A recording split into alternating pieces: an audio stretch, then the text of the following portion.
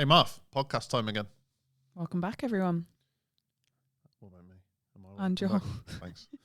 So, how are you? I'm good, thank you. How are you? Feels ages since we've done this. It's not that long. No. What's been going on? I just cut my finger. I was thinking more like you've booked Vegas, but cut your finger could work. I have just cut my finger, though. That's my priority. What have you put on there? Masking tape? No, it's a little finger plaster. Well, if you're going to commit any crimes, now would be a great time. I cannot tell you how much that bled, Marv.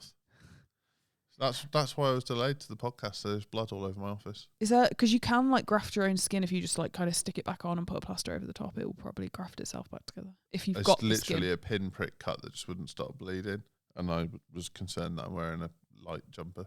Have you ever had to do like your own blood test and they give you That is what I was doing. That's never worked for me. Like you're like a tiny bit of blood and you're like trying to squeeze it and it's like this is the line. I've been doing it for half an hour, getting stressed out in there. Why don't you collect it, send it off, and just do full blood works? What? That's what I'm doing. I'm sending. Oh, that is actually what you're doing. Yeah. Oh, I thought you just like cut an avocado up or something. No. I was doing a blood test. In there to send off because you have to do it before 11 a.m. Oh, why? If you're a man under 40, you have to do it before 11 a.m. It's to do with testosterone, I think. Because I'm getting my bloods done for interest. Yeah. Geekiness. Yeah. Well, I've been on a health kick, lost a bit of weight and stuff, so it's like, oh, let's see what else is wrong with me. Yeah, I've seen a lot, weirdly, I don't know why I'm being saved this content, about testosterone in men and how you, if you're low on it, it can really affect like your mental health. Well, yeah, so you get that checked as part of it. They check your lipids to see if you've got like your liver functions healthy and stuff, I think, and various other bits and bobs, find out if you've got any iron deficiencies and all that stuff. But yeah, one of those weird little clicker pinpricks. Oh, it actually worked. Okay. Well, it didn't work. I've been in there. I don't think you should have to bleed for half an hour to fill a vial the size of a teaspoon. And a finger, surely. I genuinely would have rather they sent me a scalpel. That sounds disgusting and horrendous, but I was just like, what the fuck is this? Like, I haven't got time for this shit. Like, I think next time, if there would be a next time, I'm just going to pay to go there. Yeah. It would be £100 more, but they'll draw a shit ton of blood out of me and I'll know, right, you've got enough blood. Have you got enough? I've gone over the line. Are you just squeezing and squeezing? Yeah, and bleeding everywhere, but into the fucking vial. Yeah, it needs to be like a big tub, doesn't it, rather than like a tiny little... Yeah, I understand that it's shit for them as well, asking all these people to do this. But wow, they don't give a shit. They just send it out. Yeah, but say either do it or don't. Yeah, but there's no good way of like delivering this system. There's got to be a better way than that. Yeah, blood test, a proper one. Yeah, but finger, surely there's a bit of your body that bleeds more. I've never cut my finger and thought this thing won't stop bleeding. What? Ever. You've never had a bad finger cut then? So what? So you've used a pinprick or have you used a knife to slice? This finger, great on a podcast to be pointing a finger, but my index finger on my left hand, I opened a razor once and the blade came out and just took the end of my finger off. And it was like a water pistol. Ooh. That would have filled the vial. Yeah. But I don't want to go through that again. It took ages. Imagine sending out one of the staff to be like, "Can you get me a razor? Why?" No I reason. need to bleed right now. Yeah. So I don't know why we went down that route. Well, weaponising your... Yeah, we're talking about weaponising your marketing, not weaponising your finger or your life or your blood test or whatever. But I think, obviously I've been in the marketing game a long time. I meet three types of business owner. The business owner that does marketing because someone's told them they should. And so they do a bit of content here and there. They do the odd piece of long form. Maybe they run ads now and again. I meet the reluctant business owner who's like, marketing's a load of shit. I hate it. It's just a money pit. And this is the rare one, the business owner that weaponizes marketing as a business tool, that it's one of the tools in their arsenal and they deploy it strategically. And they're quite rare. And when I'm sat opposite someone in a kickoff meeting, if I was to say, we need to weaponize your marketing, strategically strike with your marketing, most people would be like, this is weird bro language. No. But ultimately, that's what it is. Like, you need to get on top of your data. You need to understand who you're targeting, literally targeting. And then you need to strategically target them and not stop until you're winning the battle. Yeah, until they take, in this case, until they take the action you want them to take. And I think a lot of people think, oh, I've spent £100 on that and not seen any return. Or I've spent £1,000 on that, not seen any return. It's like, yeah, but what you sell is $5,000. So I would say if you sell something for $5,000 until you've spent $10,000 on marketing, you've got no pool of data to say whether it's working or not. Especially if you're starting from nothing. Like, you haven't even got an engine to start feeding into. You've got to build the engine. Yeah, and it is a part of a business that it would be like, say, go into a business who has grown through hustle and hard work and, you know, organic growth, referrals, and saying, where's your finance department? Well, I haven't got a finance department. It's just me. I just fucking do the books. Well, same with your marketing department. At some point, your business has to professionalize and you have to have these tools in place. Finance, legal, sales, marketing. It can't all just be in the business owner's head. And the businesses we deal with, the sort of 500,000 up to 5 million, that 500,000 mark, a lot of it's still in the business owner's head. And then they're starting to experience things like legal confrontations where they have to actually get a solicitor on retainer involved, things where reconciling a bank account in dollars or euros instead of pounds is way above their bookkeeping ability. Trying to do foreign transactions and understanding the exchange rate confuses them. And the same is true with marketing. If I went up to someone and said, you need to build up your database, but to do your database, we need to build awareness, then we need to build top of the funnel, then we need to funnel people through. Some people are going to drop out, some people are going to get to the bottom of the funnel and convert. What systems have you got in place to do that? And if you turn around and say, well, every third blue moon I post on Facebook and every fourth I post on Instagram, and occasionally we boost one of the posts, it's no wonder you don't like marketing. Yeah, especially like if your audience isn't used to buying in those places. And I actually had this recently, very recently, with a client, and it's hard. Or like part of our job is communicating that when you start with communicating is fucking hard. Business is hard. Everything's hard. Yeah. Like drawing blood from your finger is hard. Apparently, it takes time, especially with that top of the funnel. funnel. I'm a vampire's nightmare. That's what I've just realised. Fucking waste of time. And you smell like garlic. Thanks, man. I thought that was great. Wear a lot of silver. Yeah. Sorry, yeah. It's communicating that top of the funnel, it can take months before people are ready to buy if they've just come in on a lead magnet. Yeah, and I'd like your free guide to the 5 best questions to ask my accountant. And this client, like half given away his gender. It's a he, okay, that doesn't really give anything away, but has pivoted to now to do high ticket, which is kind of what we said they should be doing all along. Mm-hmm. And he's like, but people are now just buying the lower ticket thing from the lead magnet. And I'm like, yes, it could take 3 months for people to get to a place where they downloaded the lead magnet. They might not even look at it for a month. They might have been too busy. They see you do a post on something similar. They come back to it. And that's where it becomes a plan. Like, and that's why I'm talking about it from like a weaponized perspective. You wouldn't decide, right, I don't know, we're going to invade Wales. England's going to invade Wales. We wouldn't do it without a plan.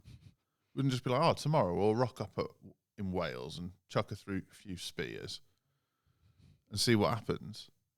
Like, that's fucking mental. So if you had gone next year, so let's say in 2025, our business did £1 million. Next year we'd like to do 1.5 million. Well, where's that 500 grand coming from? How much are you going to invest to generate that 500 grand? What channels are you investing in? What leads do you need? Where are they based? What demographic are they? How are you going to target them? What hooks them in the first place? How long does it take for someone to get on your radar for them to purchase? What's the acquisition cost? And also, if you throw a few spears that miss, don't give up. Yeah. Because even the best spear thrower is going to throw spears that miss the target. Yeah. It's But the next one will... Trying to explain to people that it costs us between 4 and 7 grand to acquire a customer, but the lifetime value of a customer is 36 grand, so that's okay. And there was a time where it was taken as like 18 months from first contact to walks in the door as a client. Yeah, because that's what business is. You don't go to a builder and say, can you build me a new office, please? And then the following day rock up and go, why isn't it ready yet? Like, and that sounds bitter. I don't mean, oh, woe is me, I'm a marketing agency owner, give me chance to prove my worth. But I can also point to 3 clients right now off the top of my head, probably 30 if you give me a bit of time, who've worked with us over a long period of time and are seeing massive success now. We've got one client at the moment that's spending 7.5 grand on a 7-day ad campaign. I was going to say this, but he, not always. And what did he like? 80k off his last webinar, but he's also done webinars where he did 3k, but he didn't hand in the towel. Like it was like, right, now what? Well, I think like without naming names, when we met him, he was doing under 100 grand. Then the following year he did just under 200 grand. And then the following year he did just under 400 grand. And now he's on for like $1 million this year. But that hasn't come easy. And I think sometimes you have to give your head a wobble and realise like this is a fucking battle. Like we are in a situation where other people, competitors, are after your clients and they're after your prospects too. And you've got to show not only are you the better option, but make people aware of that. Meet them where they're at. So show them that you understand the predicament they're in and how you can solve it, and then deliver. And that isn't for everyone, and that's fine. But we're in this like space at the minute where there's a lot of businesses that rely on launches, and they just churn through people. They're not actually building their business. They're just selling constantly. And it's a bit like market selling. You don't get repeat custom. If you sell someone a dodgy video on a market, you'll never sell to them again because they'll get home and put it in their video player. I mean, it's not 1980, I'm aware, but it doesn't fucking work. They're not coming back. Like, get out of that mentality and get into the, I'm building a structure that could exist without me, whether you plan to leave it or not. I was chatting to my PT literally last night about this. And he was like asking him, like, because he's going to start like a membership gym somewhere. And I was like, there is no better agency than us to help you like with that. Like, but what you've got to remember is a lot of gyms will, like, basically we need to go through your numbers and see how viable it is first, because like I had somebody approach me the other day to say like, can you help me sell my book? And I was like, how much money do you make per book do I sell? You sell 25p. You got to sell a lot of fucking books. Yeah. Unless he's selling something on the other side of those books, which he wasn't. Yeah. But I was like, but like the likelihood is you're going to have to be happy to break even on getting the new members in, so because on month 2, 3, 4, 5, 6. I've just spoken to a membership gym in South Shields this morning, asked me some advice.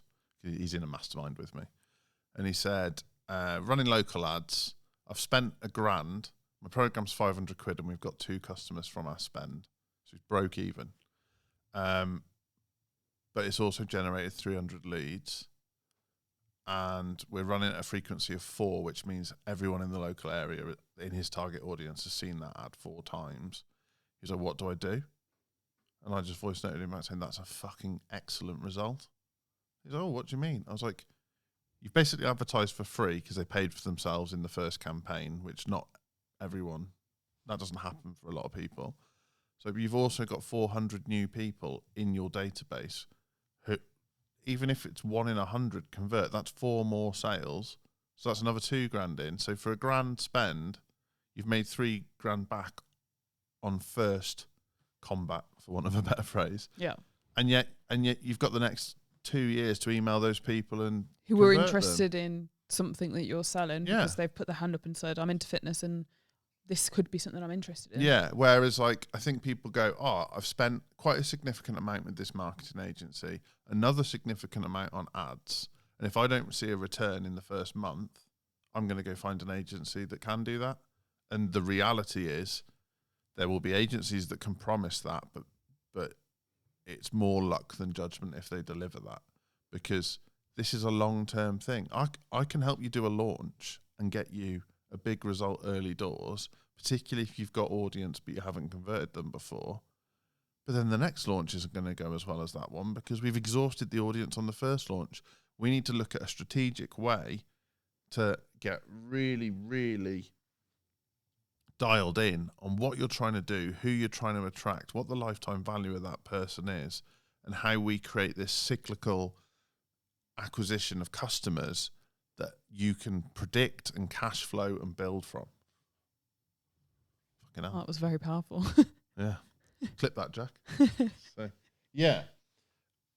So Martha asked me before the podcast, what the fuck's an Exocet missile? And I didn't even know how to say that word. Yeah. I don't know where it's come from. I think it must have been a big thing when it was like Russia and America were arguing. They must have been the brand of missile that could reach. Like loads of missiles can reach now, but it was a big deal.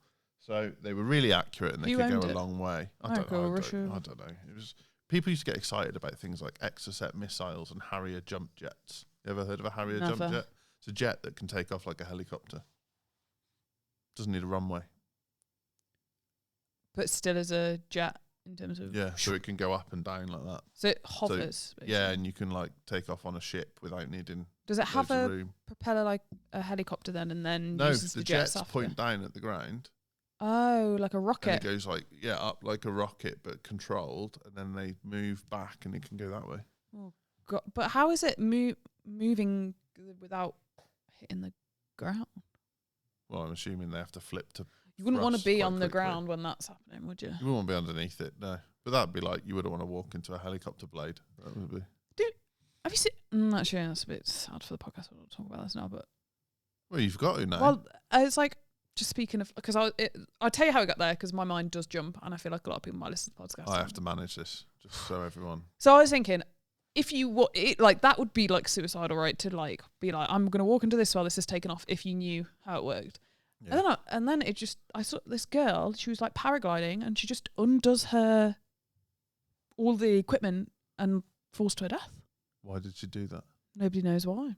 The company is saying that she could have like panicked about the equipment being faulty and like had a panic attack and just been like, I need to get down. Like apparently she was shouting, "Get me down, get me down." But there's the footage of because they were filming it for like promo of the thing. It is paragliding, isn't it? Where you sit in and the with boat a goes propeller up behind you. Oh no, I think that's parasailing. Parasailing, sorry, yeah. Oh, so she was above water, on a tow rope, floating in the sky, and they're filming it. And then she's like, get me down. And then she just undoes everything. And doesn't realise that level of fall onto water would be like hitting concrete sort of thing. Well, maybe that's what it was. But I'm sure, like, they said, she went through all the safety things. She knew what to do. And then... What depths of the internet are you Have you on not to seen watching that? this shit? Have you not seen that? I hate it when people do this. The other day when that terrible thing happened in Liverpool with the car ploughing into the Liverpool fans, my social media was full of videos of it happening. And I was just like, guys, like, come on, like, wind it in a bit. I appreciate there is a journalistic reason to sort of see that. But I could be sat with, like, my nephew on my knee, who's 3, well, not even 3 yet, and he sees that. Or like, he's just scrolling on whatever. Yeah, I hope he's not scrolling on TikTok yet, but yeah, you never know. Yeah, but that's the thing, isn't it? We could be, like, looking for Peppa Pig videos. Get served that shit. That's a bit... I don't know. I find it... We've all got morbid curiosity. I'm not an idiot. But... Yeah, I don't like... I couldn't even watch, the... when those dogs were fighting and the guy's like, I know what to do. Oh, yeah, I've seen that as well. I couldn't even watch it because I couldn't get past the dogs ripping each other apart. Yeah, it's horrible. That Alsatian is... Was it okay, the dog after? But that was everywhere. I couldn't get away from it. Yeah. Yeah, he's also wrong. But it did work. Do you want to know a funny story about that? Yeah. It didn't work. Oh, it didn't work? No. So, people listening, this podcast is fucking unhinged. So, there's like an urban myth that if a dog has got a locked jaw, so usually like bully breeds, and I've got a bully breed, so I don't like that they get a bad rap because mine's a big softie. But I totally appreciate, I would never leave him unattended with a child or something. I'm not a fucking idiot. But yeah, they can lock.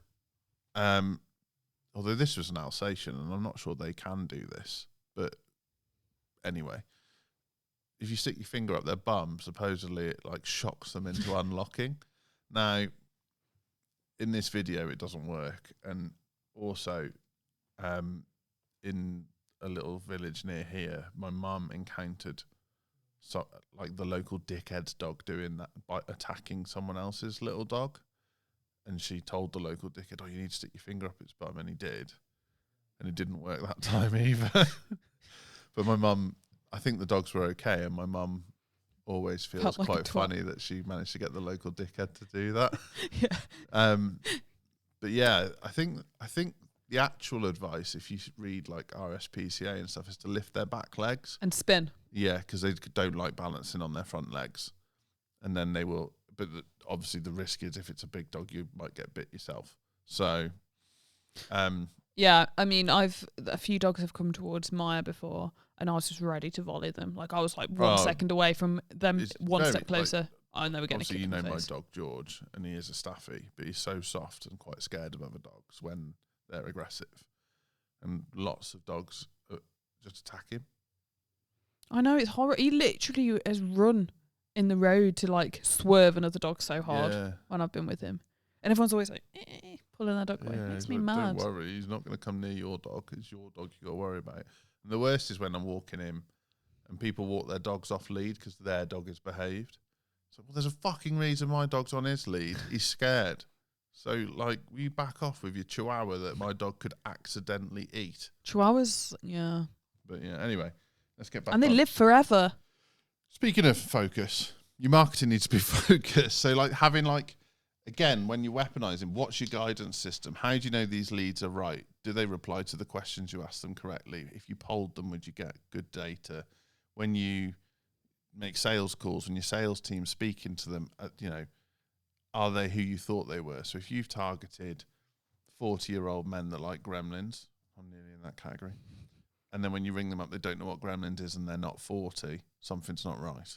So, like, getting really clear on your guidance. Like, are you actually targeting the right thing? Like, if you've made an assumption that everyone that lives in SY10 is ABC1, and then all the leads you're getting are, like, unemployed people looking for a job, something's gone wrong. There's an assumption has gone wrong at some point in your marketing stage where you should have actually, perhaps I should go and drive around SY10, just see what the houses look like, what cars people drive. Is there people sleeping in tents on the street? Like, sorry, no, it's not LA, it's Shrewsbury. So, yeah. So many. Let's not get distracted. But then, probably, yeah.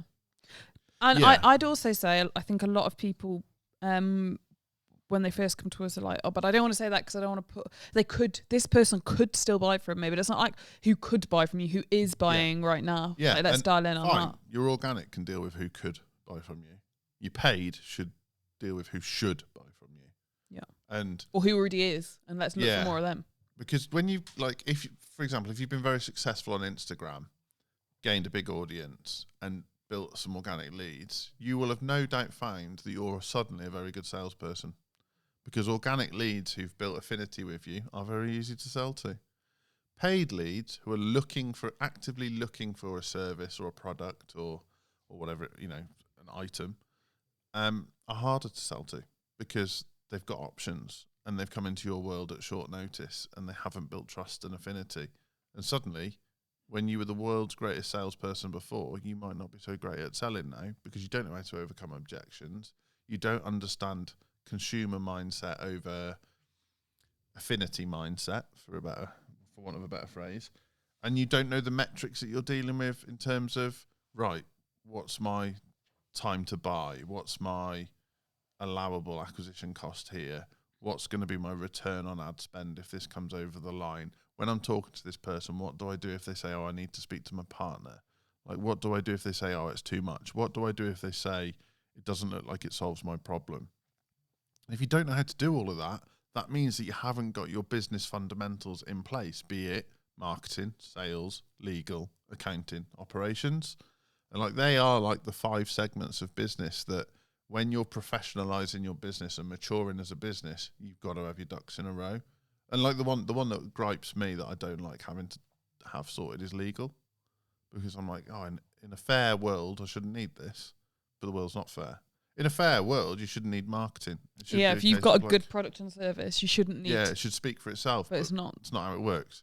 So I really, in your notes, you've put the danger of marketing amateurs, handing weapons over to people who have never been trained. I really liked this because when I was at my old job, and they actually kind of still use the templates that I created, I look at them and I think they are shit. They're shit, and they're clearly made by someone who's like, oh, I like social media, so I probably know what will do well. No, it's fucking mad, isn't it? That 20 years on, there's lots of established companies passing the marketing to the apprentice, the receptionist. Like, I didn't want to say receptionist, but everyone knows what I mean when I say that. It's like, are you insane? Because they see marketing as banging a leaflet through a few doors, popping an advert in a local magazine, and sponsoring the local cricket club or something, or showing up, buying a table at the local awards night. It's like, what are you doing to strategically grow your business? What are you doing to strategically grow your database? What are you doing to strategically nurture that database? What are you doing to strategically turn those people you've nurtured into customers? What are you doing to keep those customers? How are you remarketing to those customers to upsell them? Oh, I don't know. I was talking to Jim the other day, and he asked me if I could have another door. Well, all right. But I think it's like reframing that narrative from marketing just costs me money. It's an advert in the county magazine. It's leaflets through a door. It's paying such and such to print me these brochures. No, marketing should have a clear return on investment. It might not be profit to start with, but more leads into your business, you need to get on top of, okay, for every 1,000 leads we have in our business, how much does our turnover go up by? There might not be a direct correlation in the sales data, but for every 1,000 leads we have in our business, how much does our turnover go up by? Because I know what it is in Codebreak.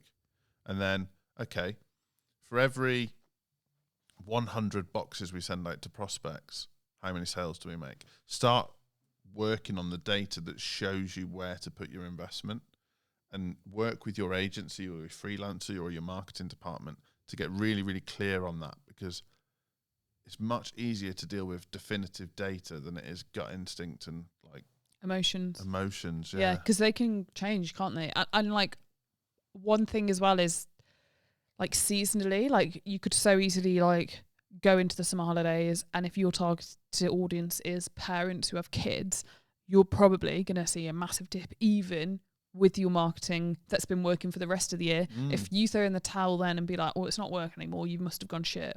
Yeah, that same client that's going to do a mill this year, July and August is shit for him. And he knows because for the last 3-4 years, that's happened every year, regardless of what marketing we're doing, regardless of what sales we're doing.